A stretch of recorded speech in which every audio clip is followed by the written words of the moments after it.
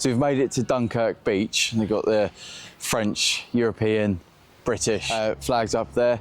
You got obviously the sea, beautiful beach, eerie beach, but still absolutely beautiful nonetheless. Bit of information here. So we got here, May 1940, the north of France is swept up in the frightening upheaval of war. The German army's lightning advance towards the English Channel has entrapped the French and British troops like fish in a net. And the pier just over there in the distance is obviously where the British and the French troops were rescued. All the little boats came over from the UK and took them back over the channel, back to safety, whilst this beach was obviously getting bombed by the invading forces. So it's quite strange to actually be here. Very, very bizarre, having obviously seen a lot of documentaries and movies, and now we're actually here. So yeah, very, very strange.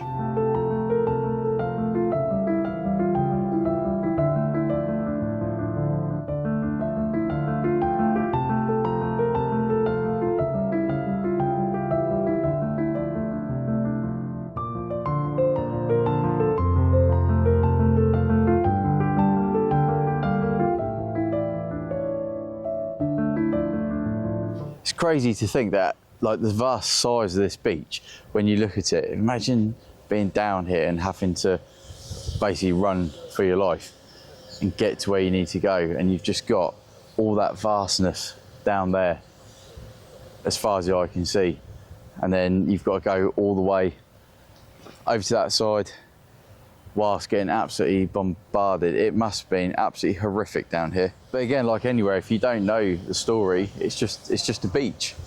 But thankfully there is so much around to remind you of what went on down here, so you can really get an idea of what took place.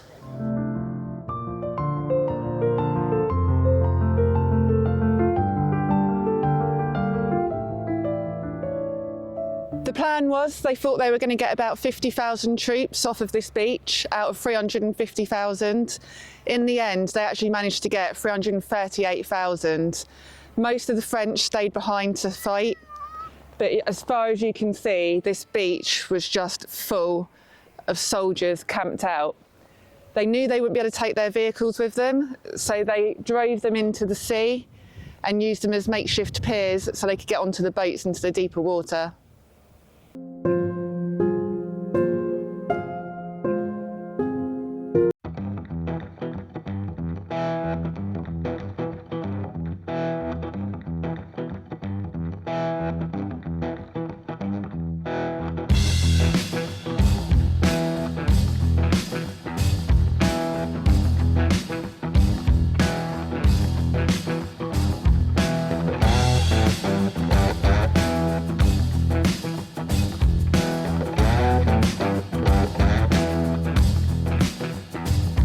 So we've come to a V2 rocket factory where they've actually built some V2 rockets and different rockets, and up there you can see the dome where it was all built, and then just in this area up here there's also some launch sites, and the dome is 5 meters thick reinforced concrete. So through here is one of the entrances into the dome through the tunnels, and this is where the V2 rockets were all built in secret, hoping to attack London. That's pretty cool. I got some bats. So now we're inside the actual tunnel entrance to the dome, and it is just so damp and cool inside it. You can definitely feel a sense of, well, just the echoing, and you got like the stalactites or mites, whatever the hell they're called, just hanging down from the ceilings where the water's dripped in. You've got graffitis all over the wall. You can just imagine how busy and secret this place was going back 85 years ago, whilst they're trying to construct all the rockets to cause mass chaos in the United Kingdom. And obviously in here, this was some sort of engine room. 3 generators were installed in the underground tunnels to supply electricity throughout the duration of the work. So you imagine the immense power that it took to build and create all this death and destruction that was to be launched into the skies. It's really interesting. It's almost like going to the Channel Islands, Jersey and Guernsey, and having a look through the tunnels there, where the Germans just utilise the natural resources that they can to keep themselves safe. It's really fascinating, unbelievable place. Down here, there's actually one of the generators that was originally left there. It's all rusting away now.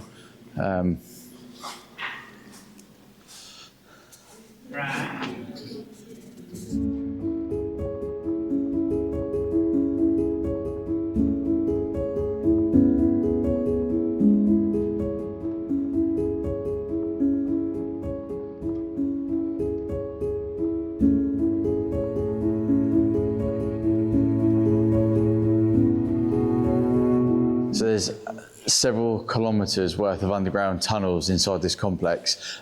This one, you can see just down here, there's this big mound of chalk, and then it just disappears right off into the distance. It'd be really interesting to have like a free reign of this whole facility, just have a good old look down there, because I wonder where that goes to.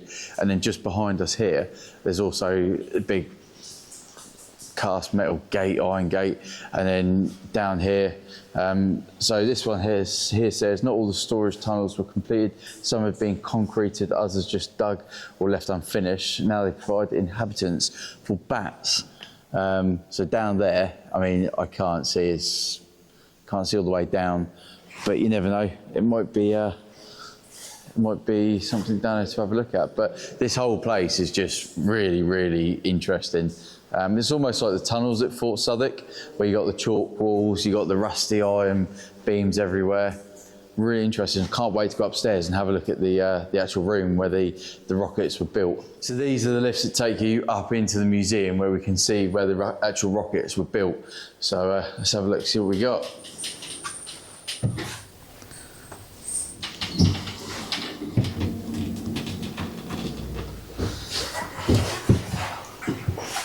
So now we're actually inside the dome that we saw from the outside up in the hills, and we got, I believe it was a V2 rocket here. It's absolutely massive. And these were built inside this facility, and then they were pushed out into the launch facility just outside, and sent on their way to cause death and destruction.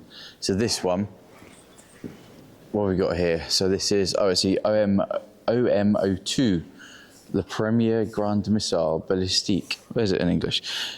So here we go, the A4, or the V2 rocket, the first large ballistic missile. So yeah, first of its ballistic missiles. Absolutely massive size of it. They actually give you these really cool little headphones, so you can listen, and they guide you around.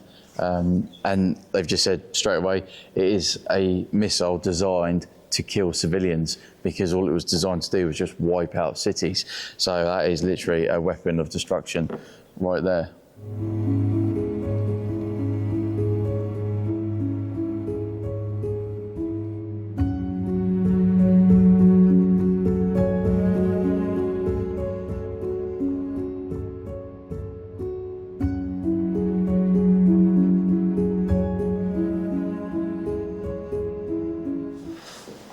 That was really, really interesting.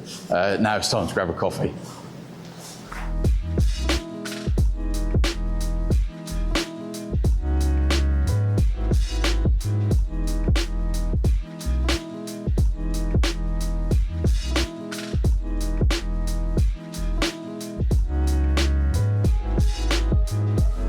Alright, so things haven't exactly gone to plan today. The weather has been absolutely horrific. It has just been biblical rain after rain after rain. We've had a few brief moments of sunshine, and then a tiny bit of a break in the clouds, but it's just been absolutely horrible. So I haven't been able to get much of the ride covered, but we've just been on the motorways, just trying to make some distance, get some ground covered. We've still got an hour and 40 minutes to go before we get to the hotel just outside Caen. So yeah, we're going to get back on the bikes. Hopefully it stays dry and we don't have any more issues with the rain.